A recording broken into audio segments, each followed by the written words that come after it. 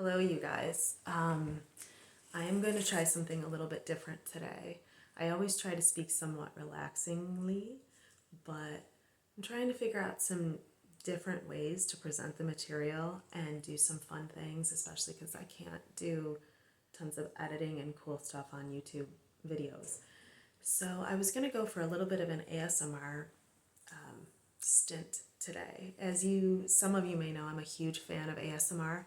If you don't know, it stands for auto meridian sensory response, something like that. You can look it up, it's all over YouTube. When I lived in Los Angeles, I was on a television show and we filmed at night a lot of the time, and it was a show called Head Case. Some of you may have seen it. And when I would get finished for the night or for the day, however the schedule went, I couldn't sleep that well. So for some reason, going like this with like a pen on my skull or like behind my ear or near my eyes would always relax me. It was the strangest thing. I never knew anyone else felt that way. And then I would be able to get these like odd tingles and it would relax me and I could go to sleep. I also would get it if I was listening to Dita Von Teese, the striptease artist, something about her voice. Years later, I realized that it's called ASMR, and there are tingles that when people speak a certain way or whisper, a lot of it's whispering, or folding towels, or turning pages. It relates to things in our background as little kids that teachers sometimes would give us ASMR and we wouldn't really understand what it was. So all it is tingles that come down your head and down your body, and it puts your body into a state of relaxation and you're more able to go to sleep. So I watch a lot of those videos. I know a lot of you guys might too. I know Cardi B had a huge video that went so viral. Who would have thought that like such a loud girl had such an ASMR capabilities, but she was like right on it. So I thought maybe for this video, I would try to speak a little bit differently. My voice is always a little bit quiet, but maybe I would try to do it a little bit more.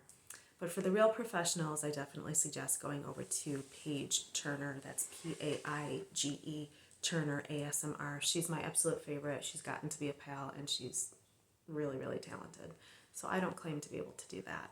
But for this video, I thought maybe it would be a good sort of tie-in to what I wanted to talk about. This is a little bit off the cuff. As you guys know, I'm a filmmaker. My short films are in the festival circuit going into spring right now, so I can't host them on YouTube at the moment until they're finished. But then I will, and this will be their home. I'm also in the process of getting a movie made in Montana, which kind of has to stay hush-hush right now, but it's a lot of work. And because I can't have those things here, I wanted to have this movie community where I share how I feel about different movies that I think you guys should see or revisit, and I hope that you'll tell me ones that you love and that we should all revisit as well. So one thing I've been depressed about is the fact that Netflix has stopped its DVD service after 25 years. I was a huge subscriber. I really don't know why they decided to do it. There were so many people writing in on social media that they shouldn't, so you would think that they would still have a lot of subscribers, but anyway, it's gone.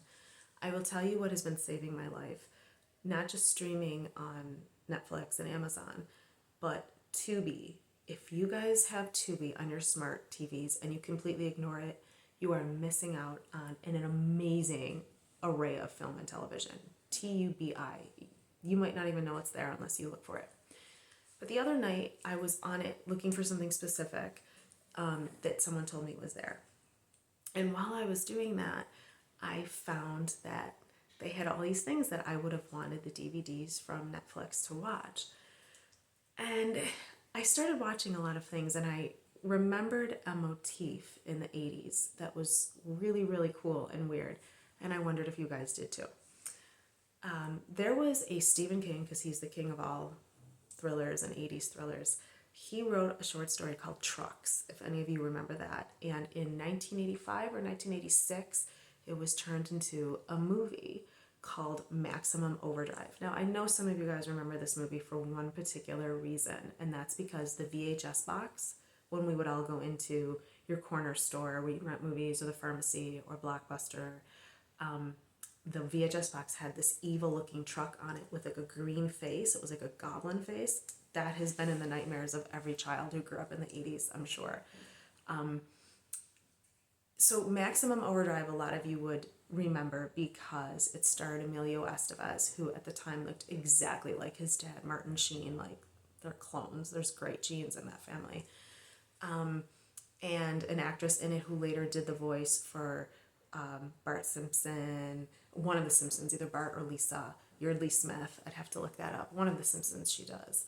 And, oh God, so many character actors are in there. And I was rewatching it, and the whole premise is that there's aliens who want to take over Earth, and they're able to do it because there's a comet that comes once every 200 years, and this comet allows them to take the form of our machines. So our trucks, our lawnmowers, our refrigerators, anything that's electrical or gas oriented, it will take it over. And at the time, it was really terrifying. You know, the idea that your lawnmower could work against you, that cars would work against you and have a mind of its own because they were now alive. Looking back on it when I rewatched it, I mean, it's there's a lot of corniness to it. The Trucks short story by Stephen King was amazing. Usually the written versions are pretty dope, even if the movies aren't quite to the same level.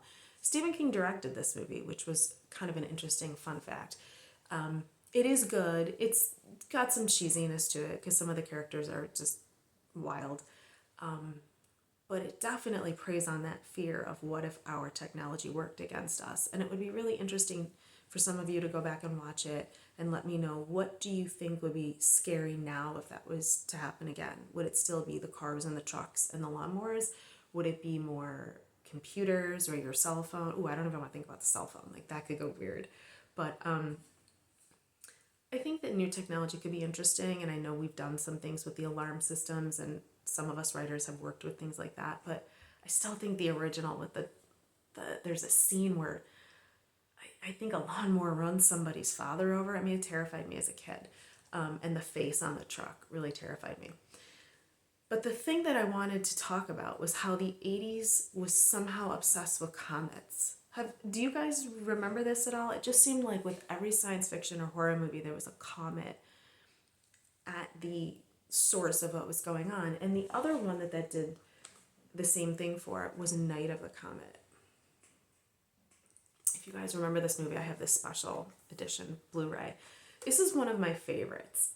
Night of the Comet also had the same situation with that mysterious bent of why exactly did this happen and what did the comet do. In this movie, there's a family, you don't get to know them too well, but there's two teenage daughters, and everybody in every neighborhood is gathering to have a party in the backyard to watch this huge comet that's supposed to be the biggest deal ever. Because looking back on it, I think Halley's Comet, there were comet situations in the 80s when I was growing up that probably inspired a lot of these writers. It just seemed in the 80s that every time something happened, scientifically or politically, it got turned into something. God knows all the Cold War movies that we had, and the 80s was just a time where we really took cultural events and turned them into thrillers usually. But Night of the Comet, everyone is there they're like getting lit and drinking in the backyard, and the one daughter is with her boyfriend, I think at a movie theater where he works, the older daughter, who was a very famous character actress, and the younger daughter was having a fight with the stepmother, and I think she hid in the shed. She was a cheerleader. And it's the creepiest thing where the next morning everybody's gone except a couple of people, and you're wondering, why did some people not disintegrate into like red ash? It's really creepy. It doesn't sound like it with me describing it, but it is. And you come to find out there's a reason that certain people did not get affected by the comet.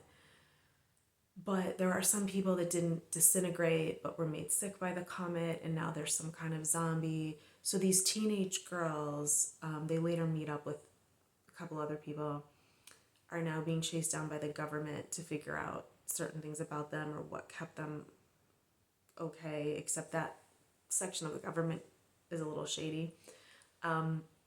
It's just a really neat movie, and it really predates, if you liked Buffy the Vampire Slayer, it really kind of predates that teenage girl cheerleader becoming really strong, and their vibe together as sisters was really neat. The music is very cool. It's just this weird, like, post-apocalyptic comet-based movie. Like, and I was thinking of Night of the Comet, and I was wondering if you guys have seen this. And I was relaying it to seeing Maximum Overdrive the other day, and I realized I totally forgot about all the, which is weird for me to forget something about the 80s, but I totally forgot that whole comet connection and how much it showed up in movies, and how the comet coming by changed people's brainwaves or disintegrated them, or allowed bad aliens to come and take us over. And it always sounds cheesy when I'm saying it, but the storyline was actually really good for both of them. I like some Stephen King movies more than I like others. Misery is obviously phenomenal. Stand By Me is phenomenal. Trucks was a fantastic short story. Maximum Overdrive, it's good. And anytime Emilio Estevez is saving the day, it's great. It's not quite as scary as I remember it when I was young. Or I shouldn't say when I was young, maybe your first watch, it's scarier than it is later. Although I do claim that lawnmower or whatever that was, death, was pretty bad. But I just mostly wanted to raise that question to you guys out there, and movie fans. If you grew up in the 80s, or if your older brother or sister did, if you were watching HBO, do you remember that connection, that there's not just these two movies, but quite a few movies that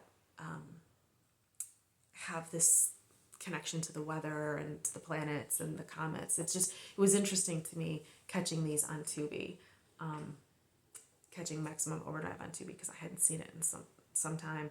But every time I'm working on a project, like I'm working on this movie and I have a book coming out, rewatching some of these things that were so evocative to me as a child, it really helps me just with vocabulary for characters, or seeing what I want to do or what I definitely don't want to do. Nostalgia value is really high for creative people, I think. Let me know if it's the same for you, if there's filmmakers out there that love to rewatch things from the decade that they grew up in, and bringing some of that feeling into their own work. So I think that was basically it. The tips from today: watch Tubi, turn it on if you haven't. If you have it at your house, I think everyone with a smart TV has it for free. It's definitely for free. And watch Night of the Comet if you haven't in a while. I know that this has a lot of passionate fans besides me, so maybe some of you have recently. And if you have Tubi, watch Maximum Overdrive. It will make you laugh at parts. Emilio Estevez is still cool as hell. Don't even play. And I think most of all, you guys are going to remember the face of that green mask thing that some innocent truck driver had on the front of his truck, but when it became taken over by this demonic alien presence, it definitely stayed in 80s children's nightmares for some time. So if you remember that, it'll give you a real shot of nostalgia. So I think that that's pretty much it. I do not think that I fulfilled my goal of doing ASMR on here, but whispering is probably not going to work for talking about these movies. So I tried to do soft spoken, just do a little something different, see if there's interesting new ways I can present this material. But I have a feeling it's just going to be me in the office working. Now it's not even Halloween time anymore. Now all of a sudden I have really good lighting. Like now all of a sudden it's, creepier and a little darker in here. When I did my Halloween videos, it was like bright as hell and looked like a, preschool in here. So still getting the hang of it, but just wanted to say hello, see if you guys have checked those movies out. If you haven't, do so. And most importantly, and I get no kickbacks from this whatsoever, check out Tubi, Tubi on your smart television, because I can't believe the gems that they have on this thing for free. And in today's day and age, when do you get anything for free? And on an ASMR bent, please check out Paige Turner ASMR on YouTube. She's absolutely wonderful. She's a cool lady, and she will help you fall asleep much better than I'm sure I could. So everybody have a really good night, and I will come up with some more videos soon. If you follow me on Patreon, I am uploading a video there also today, so you'll be the first to see that. And I recently put up a bunch of new writing, so thank you for subscribing to that channel, and thank you for subscribing here. If you haven't already, please press the subscribe button so you can see all of this amazing lighting and editing in work and learn about your smart television. So have a really good night, you guys, and thank you for watching as usual.